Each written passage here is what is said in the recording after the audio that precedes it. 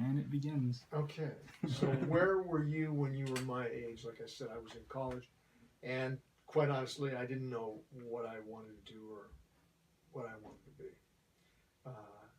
Both my mom and dad had gone to college, and both were successful in their own fields. And so I had learned from an early age that I was going to go to college, but I didn't know what I wanted to be. Well, again, because I really didn't know what I wanted to do, I took a lot of courses to begin with. And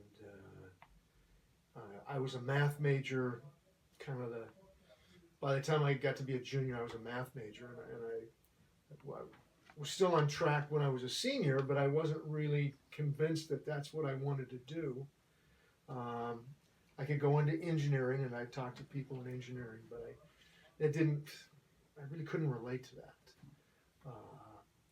So I thought, well, maybe I'll go into business, and so my senior year, I switched majors and went into business, so that tacked on another year of undergraduate. Oh, I see. So when I got my degree in business, I barely had enough to get that.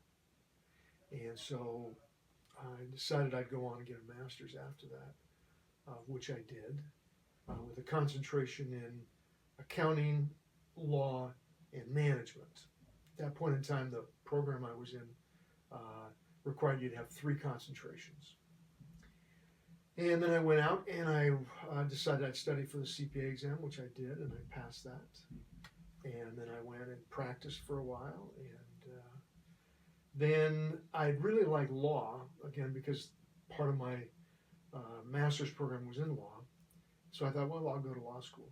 And so when I was about 30 years old, I went back to school. At night, I was working during the day and went back to school at night.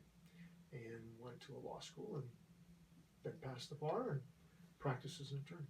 So, I never thought I'd be a teacher, or a professor or a lecturer. That wasn't something that I really, thought about. What got you into that? I think most people will tell you that it's all accident. I don't think you plan your career. I think it just kind of happens. And so I was a practicing attorney. I was traveling a lot. And I had been teaching part-time here, TCC. And a full-time job came up, and they asked me if I would apply. I debated whether I would apply. I applied on the last date to get my application in. And I really didn't know if I wanted it or not. But I was traveling an awful lot. My children were real young. And so, it'd be okay if I got the job. You wanted to settle down? I was only going to be here for a year to 2 years. Oh, that was it. Got it. And then I was going to turn right back around and go out again. And, things happen, and it didn't work out that way. But it was okay. When I was very young, when I first started school, I had a learning disability that plagued me for quite some time. So that was tough. Well, I think success changes over time. You start out, and success is a job and money and enough to pay off your debts. And then success becomes a better job and more secure in your job and in your community, in your family. And then success changes. Once you master those things, you keep growing, and success comes maybe giving back and helping others. So success just isn't one thing. It's constantly changing. That's a realistic possibility. You go to school, go to college, university. You study these courses that they give you. They give you a piece of paper once you dot all the I's and cross all the T's, and they say, okay, there you are. Thanks a lot. And then you look around and say, well, I got to do something with this. What do I need to do now? And there's a lot of people that don't know. Give you a story. My oldest son, who has a degree from the University of Washington in political science in Seattle, and was a resident advisor for 2 years up there. So he had his room and board paid for, and all I had to do was pay for his his tuition. And so his senior year rolls around, and he said early on in that year, he says, I'm going to graduate on the 9th of June. Great, so I'm going to clear my calendar. It's a Saturday, make sure I don't have anything that's going to interfere with that.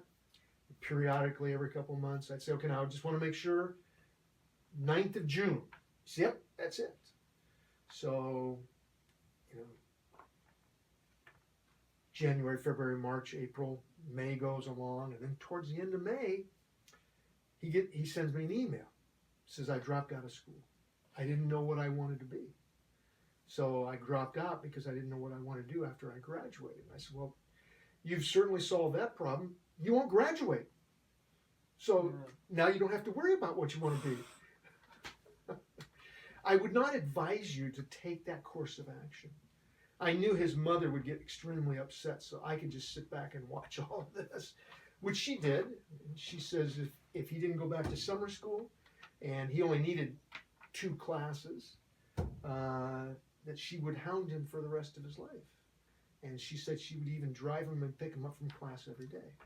Now, she lives in Tacoma, and he was going to school in Seattle. So it was a big commitment she made, but he went on and got his degree. And still didn't know what he wanted to do, but my suggestion to you is just look around, figure out, okay, so these are the skill set that I have.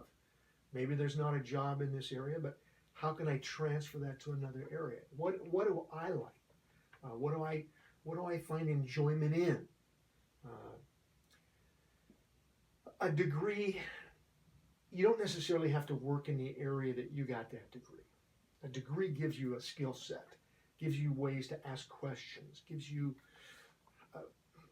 ways to think about solving problems and sell that, and then go out and try to apply that if that's what you want to do. Maybe you want to go on and get a graduate degree. Maybe, I don't know. But you have to figure that out. That's the other thing. Don't let other people figure it out for you. Figure it out yourself.